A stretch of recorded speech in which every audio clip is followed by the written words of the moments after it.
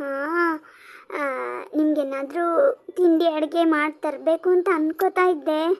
ಆದರೆ ಮನೇಲಿ ತುಂಬ ಜನ ನೆಂಟರಿದ್ರು ಸಾವಿತ್ರಕ್ಕ, ಹಾಗಾಗಿ ಬರಲಿಕ್ಕಾಗಿಲ್ಲ. ಬೇಜಾರು ಮಾಡ್ಕೋಬೇಡಿ. ನನ್ನ ಗಂಡ ಹೋಗಿದ್ದಾನಲ್ಲ ಅನ್ನೋ ಚಿಂತೆ ಮುಂದೆ ಬೇರೆ ಯಾವ ಬೇಜಾರು ಇಲ್ಲ ಕಣ್ರಿ. ಏನು ಮಾಡೋದು ಹೇಳಿ, ದೇವ್ರವ್ರ ಆಯುಷ್ಯನ ಅಷ್ಟೇ ಕೊಟ್ಟಿದ್ದ ಅಂತ ಕಾಣತ್ತೆ. ಕರೆಸ್ಕೊಂಡು ಬಿಟ್ಟ. ಅವ್ರವ್ರ ಕೆಲಸ ಮುಗಿದ್ಮೇಲೆ ಅವ್ರು ಹೋಗಲೇಬೇಕು ಅಲ್ವೇನ್ರಿ. ಸಾಧನ ನೋಡಿದ್ರೆ ಹೊಟ್ಟೆ ಉರಿಯತ್ತೆ ಕಣ್ರಿ. ಪಾಪ ಅವಳಿಗೆ ಕಾಲು ಬೇರೆ ಸರಿ ಇಲ್ಲ, ಈಗ ತಂದೆನೂ ಇಲ್ಲ. ನೀವಿನ್ನೆಷ್ಟು ದಿನನೋ ಏನೋ, ಮುಂದೆ ಅವಳ ಭವಿಷ್ಯ ಹೇಗಿರುತ್ತೋ ಏನೋ ಪಾಪ. ಹೌದು ರೀ ಸಾವಿತ್ರಕ್ಕ, ನನಗೂ ಸಾಧನ ನೋಡಿದ್ರೆ ಹೊಟ್ಟೆ ಉರಿಯತ್ತೆ. ತುಂಬ ಲೇಟಾಗಿ ಮಗು ಮಾಡ್ಕೊಂಡ್ರಿ. ಆವಾಗಲೇ ಸ್ವಲ್ಪ ಯೋಚನೆ ಮಾಡಿದ್ದಿದ್ರೆ ಏನು ಮಾಡೋಕ್ಕಾಗಲ್ಲ. ಆ ಸಾಧನ ಅದೇನು ಪಾಪ ಮಾಡಿ ಹುಟ್ಟಿದ್ಲೋ ಏನೋ. ಆಂಟಿ, ಸಾಧನನ ಬಗ್ಗೆ ನೀವೇನು ಯೋಚನೆ ಮಾಡಬೇಡಿ. ನಾನಿದ್ದೀನಲ್ವಾ, ಅವಳ ಅಣ್ಣ ಆಗಿ ನಾನಿದ್ದೀನಿ. ನಾನು ಅವಳನ್ನು ನೋಡ್ಕೋತೀನಿ. ಹೌದು ರೀ, ನನ್ನ ಸಾಧನನ ಬಗ್ಗೆ ಏನೂ ಯೋಚನೆ ಇಲ್ಲ. ನಮ್ಮ ಸೋಹನ್ ಅವಳನ್ನು ಕಣ್ಣಲ್ಲಿ ಕಣ್ಣಿಟ್ಟು ನೋಡ್ಕೋತಾನೆ. ಆದರೆ ನನಗೆ ಈಗಿರೋದು ಒಂದೇ ಒಂದು ಚಿಂತೆ, ನನ್ನ ಗಂಡ ಇಲ್ವಲ್ಲ ಅಂತ. ಏನು ಮಾಡೋದು ಸಾವಿತ್ರಕ್ಕ, ಸುಬ್ಬಣ್ಣಂಗೆ ಸಾಯೋ ವಯಸ್ಸಲ್ದಿದ್ರು ವಯಸ್ಸಾಗಿತ್ತು. ಕೂದಲೆಲ್ಲ ಬೆಳ್ಳಗಾಗಿತ್ತಲ್ವಾ. ಏನು 60-62 ಇರ್ಬೋದೇನೋ ಅಲ್ವಾ? ಹೌದಪ್ಪ, ಅವರಿಗೊಂದು 60-62 ಇರ್ಬೋದು. ನಮ್ಮ ದೊಡ್ಡ ಭಾವ ಇದ್ದಾರಲ್ಲ, ಅವರು ಸುಬ್ಬಣ್ಣನು ಕ್ಲಾಸ್ಮೇಟ್ಸ್ ಅಂತೆ. ಅಷ್ಟೇ ಇರ್ಬೋದಪ್ಪ. ಅಂದರೆ ಸಾಧನ ನೋಡಿ ಅವ್ರು ಚಿಕ್ಕ ವಯಸ್ಸವರು ಅಂತ ಅನ್ಕೋಬೇಕಷ್ಟೆ.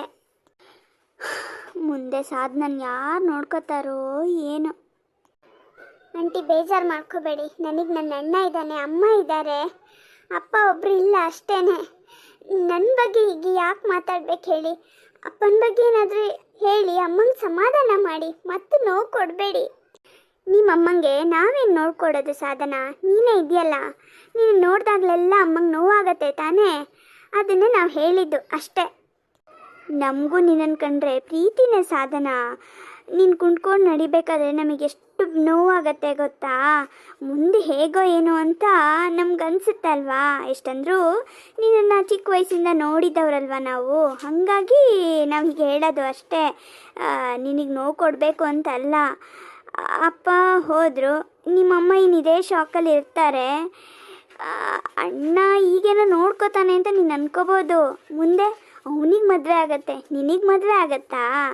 ಈಗಿನ ಕಾಲದಲ್ಲಿ ಎಲ್ಲ ಸರಿ ಇದ್ದರೂ ಮದುವೆ ಆಗೋದು ಕಷ್ಟ.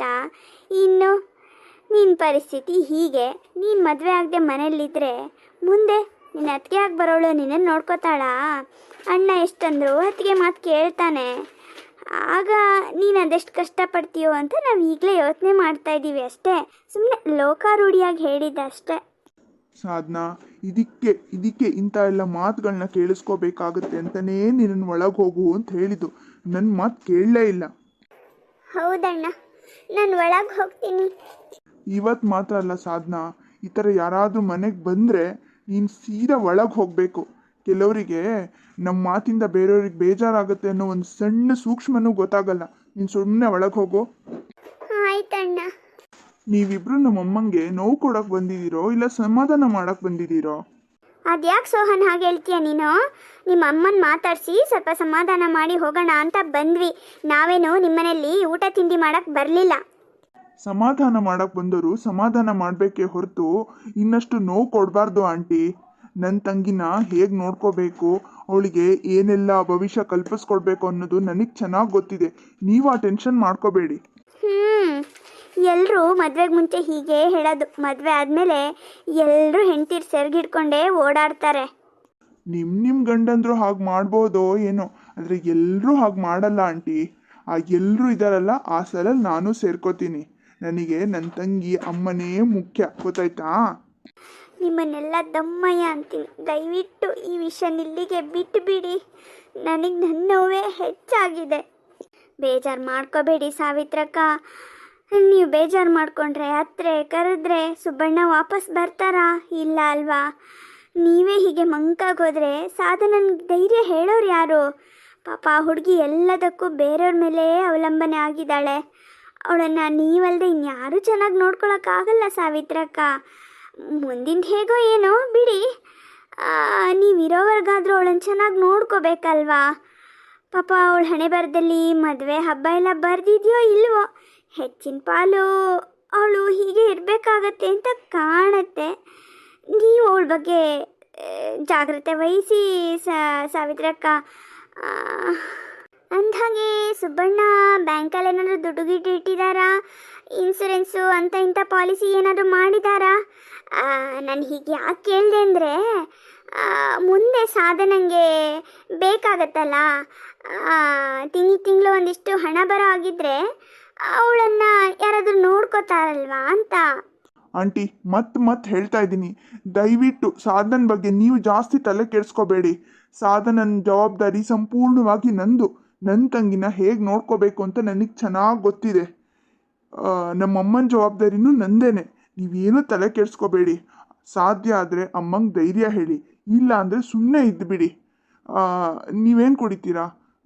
ಜ್ಯೂಸೋ ಇಲ್ಲ ಕಾಫಿನೋ ಟೀನೋ ಬಾದಾಮ್ ಮಿಲ್ಕೋ ಏನು ಬೇಕು ಹೇಳಿ, ನಾನು ಮಾಡಿ ತರ್ತೀನಿ. ಕುಡಿದ್ಬಿಟ್ಟು ಹೋಗ್ತಾ ಇರಿ. ಅಬ್ಬಬ್ಬಬ್ಬಾ, ನಮ್ಮ ಎದುರಿಗೆ ಬೆಳೆದಿರೋ ಹುಡುಗ ನಮಗೆ ಬೈಯೋಷ್ಟು ದೊಡ್ಡವನಾಗ್ಬಿಟ್ಯಾ? ಕೆಲಸ ಸಿಕ್ತಲ್ಲ, ಅದು ಪೊಗ್ರು. ದೊಡ್ಡವರು ಚಿಕ್ಕವರು ಅನ್ನೋ ಗೌರವ ಇಲ್ಲದೆ ಮಾತಾಡೋನ್ ಕೈಲಿ ಬಾದಾಮ್ ಮಿಲ್ಕು ಕಾಫಿ ಟೀ ಕುಡಿತೀವ ನಾವು? ನಮಗೇನು ಬೇಕಾಗಿಲ್ಲ.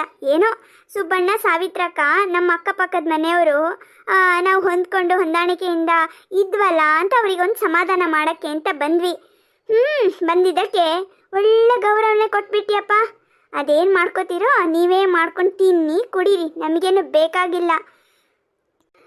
ಪ್ಲೀಸ್ ನಿಮ್ಮನ್ನು ದಮ್ಮಯ್ಯ ಅಂತೀನಿ, ದಯವಿಟ್ಟು ಜಗಳ ಮಾಡಬೇಡಿ. ಸಾವಿತ್ರಕ್ಕ, ನಿಮಗೆ ನಾವು ಜಗಳ ಮಾಡ್ತಿದ್ದೀವಿ ಅಂತ ಕಾಣಿಸ್ತಾ ಇದೆ. ನಿಮ್ಮ ಮಗ ಮಾತಾಡೋದು ಮಾತ್ರ ಏನೂ ಕಾಣಿಸ್ತಾ ಇಲ್ಲ. ನೋಡಿ, ನಿಮ್ಮ ಮಗಳ ಜವಾಬ್ದಾರಿ ನಿಮ್ಮದು. ನೀವು ಅವಳನ್ನು ಜಾಗ್ರತೆಯಿಂದ ನೋಡ್ಕೊಳ್ಳಿ. ಅವಳ ಹೆಸರಲ್ಲಿ ಏನಾದರೂ ದುಡ್ಡಿಡಿ. ಇಲ್ಲ ಅಂದರೆ ಇವಾಗ ನಮಗೆ ಹೇಗೆ ಅವನು ಅವಮಾನ ಮಾಡ್ತಿದ್ದಾನೋ, ಮುಂದೆ ಹಾಗೆ ನಿಮಗೂ ಸಾಧನಂಗೂ ಮಾಡ್ತಾನೆ. ನಿಮ್ಗಾದ್ರೂ ಒಂದು ಪಕ್ಷ ನೋಡ್ಕೋಬೋದು, ಸಾಧನನ ಮಾತ್ರ ಅವ್ನು ಖಂಡಿತ ನೋಡ್ಕೊಳ್ಳಲ್ಲ. ಜಾಗ್ರತೆ ಸಾವಿತ್ರಕ್ಕ, ಜಾಗ್ರತೆ. ಪ್ಲೀಸ್ ಆಂಟಿ, ದಯವಿಟ್ಟು ಇಲ್ಲಿಂದ ಹೊರಟೋಗಿ ಪ್ಲೀಸ್. ಆಯ್ತಪ್ಪ, ಹೋಗ್ತೀವಿ. ನಿನ್ನ ತಂಗಿನ ಅದೆಷ್ಟು ಚೆನ್ನಾಗಿ ನೋಡ್ಕೋತೀಯೋ ಅಂತ ನಾವು ನೋಡ್ತೀವಿ. ನಾವೇನೆಲ್ಲಿಗೂ ಹೋಗಲ್ಲ, ಇಲ್ಲೇ ಇರ್ತೀವಲ್ಲ, ನೋಡ್ತೀವಿ. ಸರಿ ಆಯಿತು, ನೋಡ್ಕೊಳ್ಳಿ. ಈಗ ತಾವು ದಯಮಾಡಿಸಿ. ಮುಂದೇನಾಗತ್ತೆ ಅನ್ನೋದನ್ನ ಮುಂದಿನ ಭಾಗದಲ್ಲಿ ನೋಡೋಣ. ದಯವಿಟ್ಟು ಲೈಕ್, ಶೇರ್, ಸಬ್ಸ್ಕ್ರೈಬ್ ಮಾಡಿ ಸಪೋರ್ಟ್ ಮಾಡೋದನ್ನು ಮರಿಬೇಡಿ. ಧನ್ಯವಾದಗಳು.